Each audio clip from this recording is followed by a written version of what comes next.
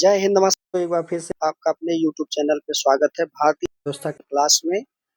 ये हमारे इन्फ्लेशन का पार्ट 2 है। अभी तक अगर पार्ट 1 आप नहीं देखे हैं तो प्लेलिस्ट में जाके इंडियन इकोनॉमी के प्लेलिस्ट में जाके आप देख सकते हैं। तो चलिए हम स्टार्ट करते हैं। और आज हम क्या सीखने वाले हैं?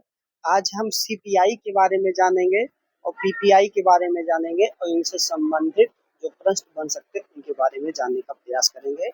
तो कल में देखा था हमने कि हम थोक मूल्य सूचकांक यानी डब्ल्यूपीआई को देख लिए थे। तो डब्ल्यूपीआई में आपको क्या-क्या चीजें जानना है कि डब्ल्यूपीआई की गणना कौन करता है, डब्ल्यूपीआई के आंकड़े कौन जारी करता है, डब्ल्यूपीआई का जो इंडेक्स है यानी होल प्राइस इंडेक्स इसको कौन जारी करता है। ये सारी चीजें जो मूलभूत चीजें हैं ये हम कल की क्लास में देख लिए थे।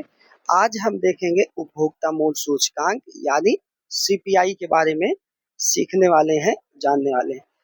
तो इसे खुदरा या रिटेल मूल्य सूचकांक के नाम से जाना जाता है। इसमें वस्तु एवं सेवा दोनों को शामिल किया जाता है। जिस प्रकार हमने देखा था डब्ल्यूपीआई में कि उसमें केवल वस्तुओं को शामिल किया जाता है, सेवा को नहीं। लेकिन अगर हम सीपीआई की बात करते हैं तो सीपीआई में जो है वो क्या किया जाता है, वस्तु एवं सेवा दोनों को शामिल किया जाता है। ये चीज आपको जानना है। दूसरा, हम सीपीआई का जो आधार वर्ष है वो 2012 है वर्तमान समय में, लेकिन 2026 में इसको बदल कर 2024 कर दिया जाएगा। ये चीज भी जानना है। तो ये महत्वपूर्ण आपके लिए एक करंट हो सकता है या आगामी परीक्षाओं में इसको पूछा जा सकता है। आगे हम इसके जो गणना और आंकड़े हैं, जैसे हमने डब्ल्यूपीआई में देखा कि गणना आंकड़े अलग अलग मंत्रालय के द्वारा जारी किया जाता है। गणना जो है वो एमओएसपीआई के द्वारा किया जाता है, जबकि जो आंकड़े उसके जारी करता है डब्ल्यूपीआई के आंकड़े वाणिज्य एवं उद्योग मंत्रालय के द्वारा जारी किया जाता है।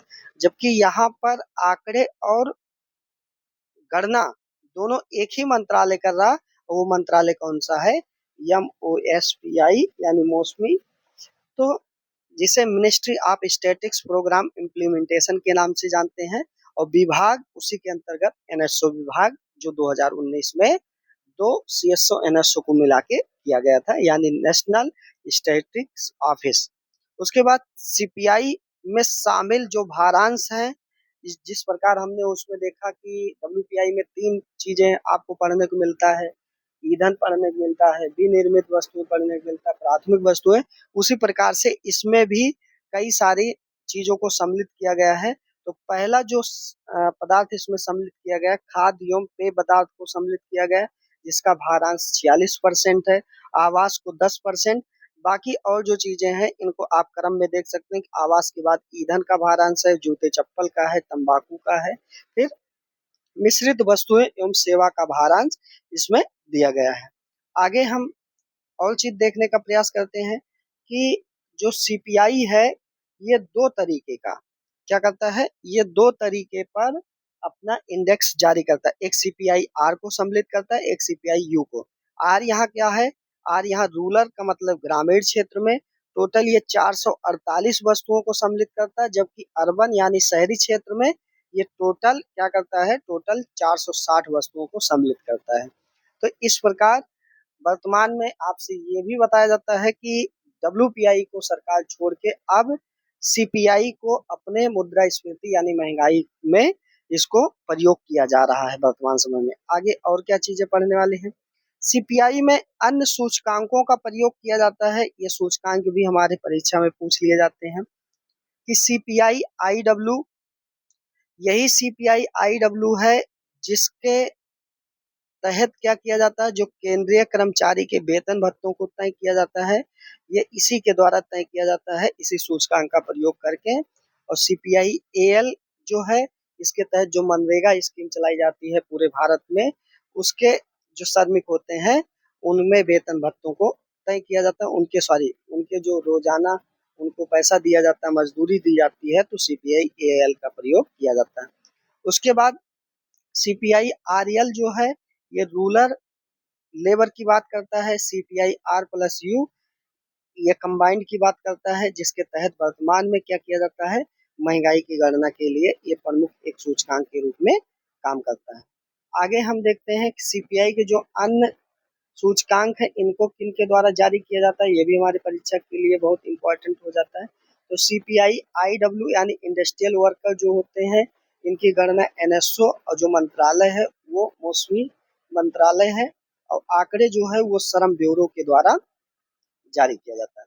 जबकि आधार वर्ष इसका कितना है 2016, जबकि सीपीआई एएल यानी एग्रीकल्चर की जो गणना करता है सूचकांक की वो एनएसओ करता है, आंकड़े श्रम ब्यूरो, और आधार वर्ष इसका 2019 है। सीपीआई आरएल इसको भी एनएसओ जारी करता है, श्रम ब्यूरो आंकड़े इसके प्रकाशित करता है, और उसके बाद आधार वर्ष 2019 है इसका। उसके बाद सीपीआई आर प्लस यू जो है इसके भी आंकड़े, सॉरी, इसकी गणना कौन करता है, एनएसओ करता है। उसके बाद एनएसओ आंकड़े भी इसके जारी करता है, और 2012 इसका जो है आधार वर्ष है वर्तमान समय में, जिसे बदलकर 2026 में 2024 करने की बात की जा रही है। उसके बाद सीपीआई आर प्लस यू यानी सीपीआई रूरल प्लस अर्बन को ही हम क्या कहते हैं, हेडलाइन मुद्रास्फीति के रूप में जानते हैं। और मौद्रिक नीति के उपयोग में 2015 में डब्ल्यूपीआई के स्थान पर सीपीआई आर प्लस यू का इस्तेमाल किया जा रहा है, ये भी जानना है। महंगाई के निर्धारण में आरबीआई के द्वारा अब सीपीआई डब्ल्यूपीआई के स्थान पर अब सीपीआई का प्रयोग किया जाएगा। उसके बाद इसको बनाया कौन था, इसको रिकमेंड कौन किया था कि अब महंगाई डब्ल्यूपीआई के स्थान पे सीपीआई को लेना चाहिए, तो ये डॉक्टर उर्जित पटेल 2015 के द्वारा ये सुझाया गया था। आगे आगे हम देखते हैं कि वर्तमान सरकार जो है ये डब्ल्यूपीआई को लेके आई, फिर अब सीपीआई के आधार पे चला, अब इसको बदल के पीपीआई लाना चाहती है, क्योंकि पीपीआई जो है इसकी गणना जो होती है ये उत्पादक स्तर पे होती है, वहां से मूल्यों के उतार चढ़ाव को इसमें मापा जाता है।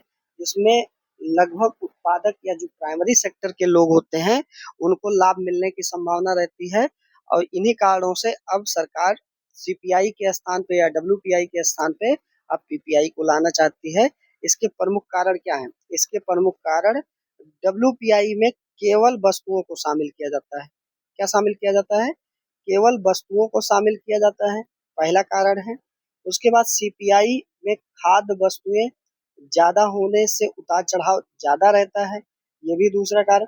और तीसरा, अमेरिका जैसे देश में पीपीआई क्या हो गया है, लागू हो गया है। उसके बाद पीपीआई में वस्तु एवं सेवा दोनों को शामिल किया है। ये कुछ कारण हैं जिनको क्या किया जा रहा है, डब्ल्यूपीआई के स्थान पे पीपीआई लाने का विचार कर रही सरकार, ये चीज आपको जानना है।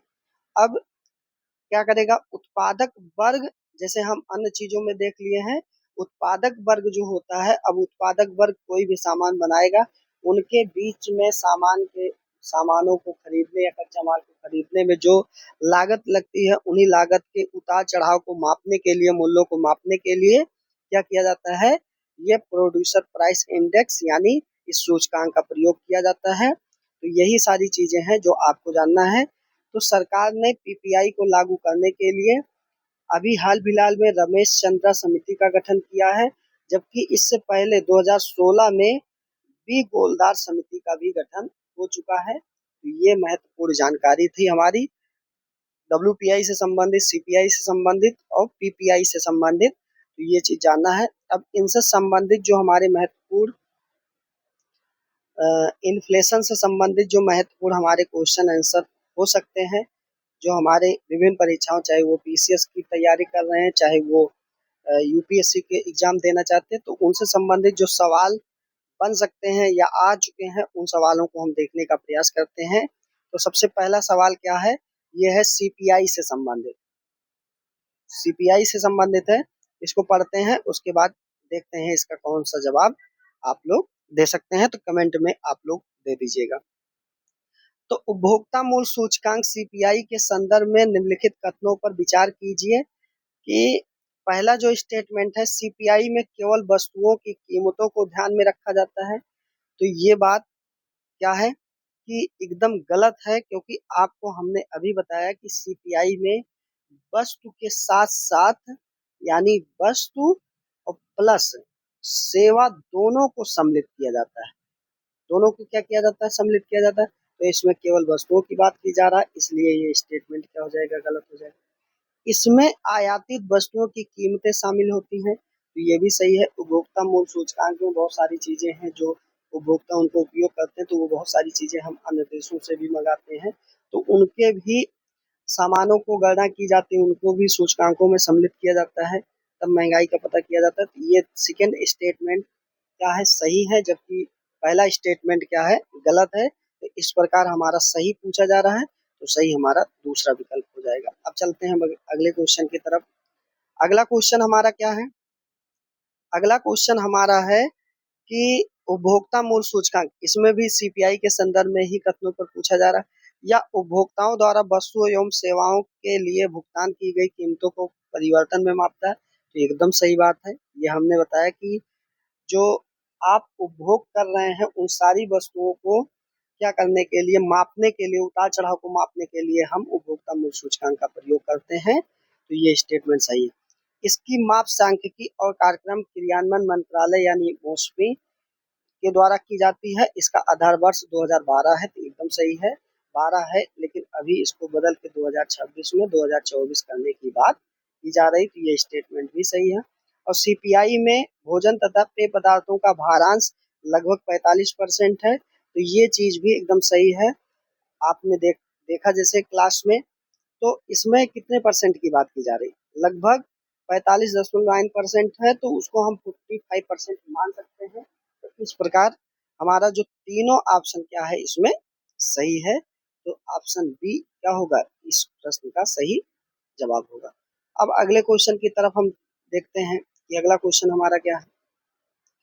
सीपीआई के बारे में इसमें पूछा जा रहा है कि सीपीआई में वस्तुएं एवं सेवाओं दोनों को, जबकि डब्ल्यूपीआई में केवल वस्तुओं को सम्मिलित किया जाता है, तो ये ऑप्शन एकदम सही है।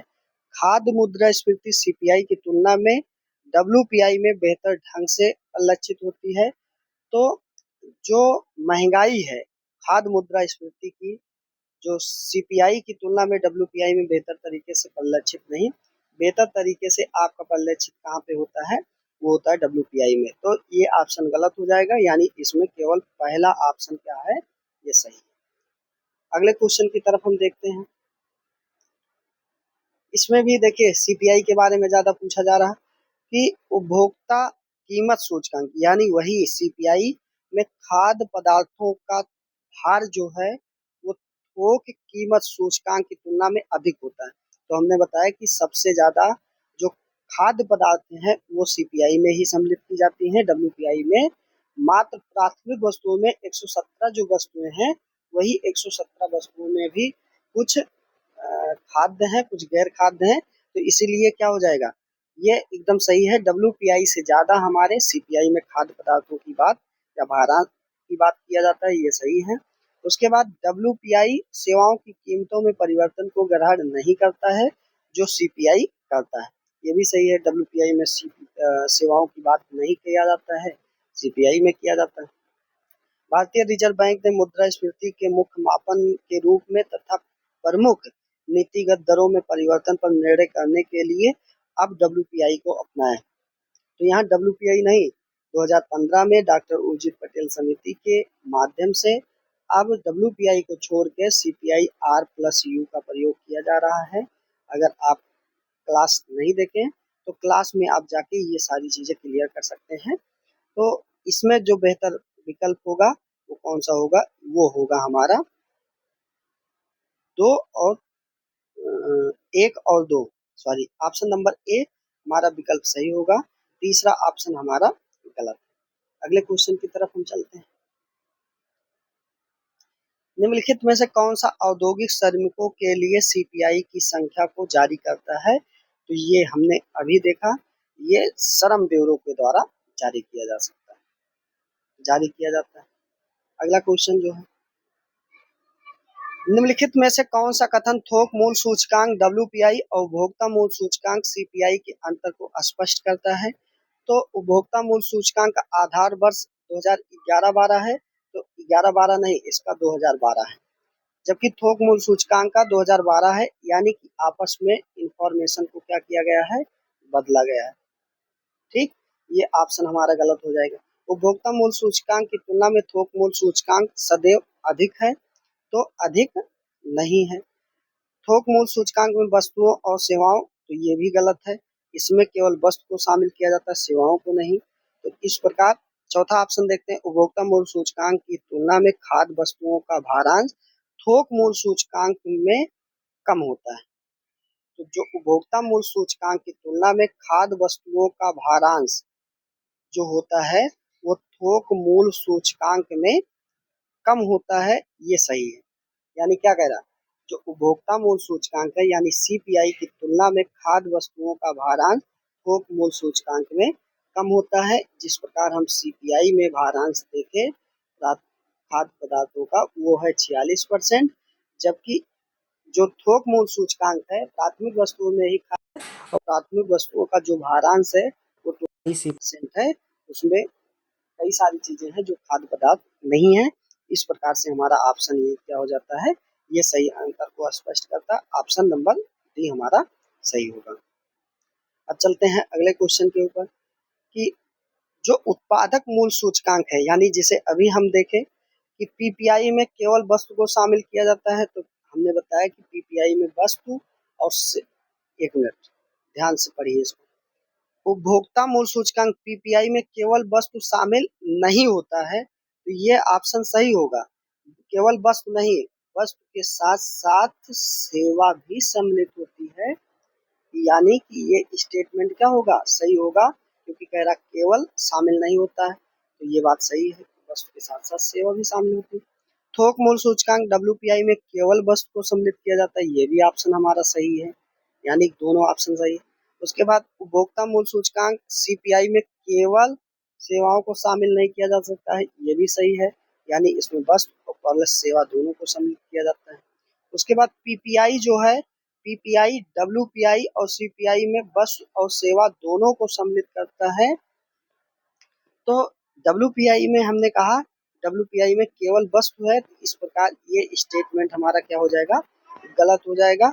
इसमें कह रहा है कि ऑप्शन कौन सा सही है, तो कथन दो सही है, कथन एक सही, केवल एक कथन सही है, केवल तीन कथन सही है, उपयुक्त सभी, तो केवल तीन कथन सही है, यानी तीसरा, दूसरा और पहला कथन सही है, बाकी स्टेटमेंट गलत है। तो इस प्रकार ये महत्वपूर्ण हमारे प्रश्न थे, इससे इन्फ्लेशन से संबंधित। उम्मीद है कि आपको ये क्लास हमारी समझ में आ रही होगी। अगर इससे संबंधित कहीं कोई डाउट है, कोई समस्या है, तो आप कमेंट करके ज़रूर बताइए। हम आपका जितना संभव हो सकेगा उतना हम आपकी मदद करेंगे। लेकिन ये क्लास आप बराबर देखते जाइए, इसका नोट्स बनाते जाइए, उसके बाद जो भी डाउट होगा वो कमेंट करके आप बताएंगे, वो सारे डाउट हम आपका क्लियर करने का प्रयास करेंगे। तो मिलते हैं अपने कल की क्लास में, तब तक के लिए आप सभी को बहुत बहुत